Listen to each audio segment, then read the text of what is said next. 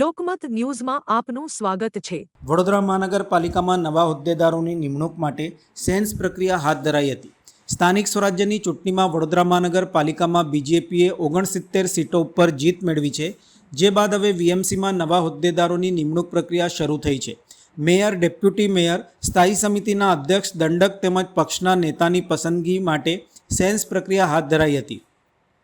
આ નિમણૂક પ્રક્રિયા અંતર્ગત પ્રદેશના આગેવાનો દ્વારા વડોદરામાં નમો કમલમ કાર્યાલય ખાતે ઉપસ્થિત રહી સેન્સ લેવામાં આવી હતી।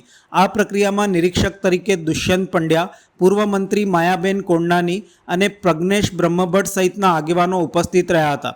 મહાનગરપાલિકાના હોદ્દેદારોની પસંદગી માટે વોર્ડ પ્રમુખો, મહામંત્રીઓ, નવા ચૂંટાયેલ સભ્યો, પ્રદેશ કારોબારી સભ્યો, ધારાસભ્યો, પદાધિકારીઓ તેમજ સાંસદે પોતાના અભિપ્રાયો રજૂ કર્યા હતા।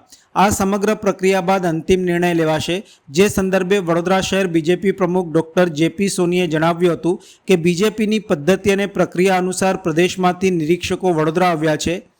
સૌને નિરીક્ષકોએ સાંભળ્યા છે।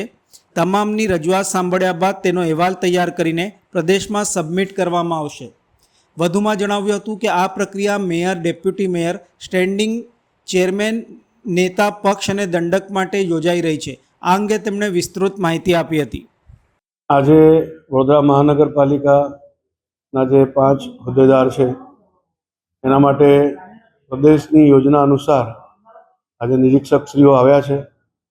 એમાં દુષ્યંતભાઈ પંડ્યા પ્રદેશ કારોબારી સભ્ય છે, માયાબેન કોંડાની પૂર્વ ધારાસભ્ય, પૂર્વ મંત્રી શ્રી ગુજરાત સરકાર, અને પ્રજ્ઞેશ બ્રહ્મભટ્ટ ઓબીસી મોરચાના પ્રદેશના પૂર્વ મંત્રી એ કર્ણાવતીથી પધાર્યા છે। આજે પૂરો દિવસ અલગ અલગ અપેક્ષિત શ્રેણીને તેઓ સાંભળવાના છે।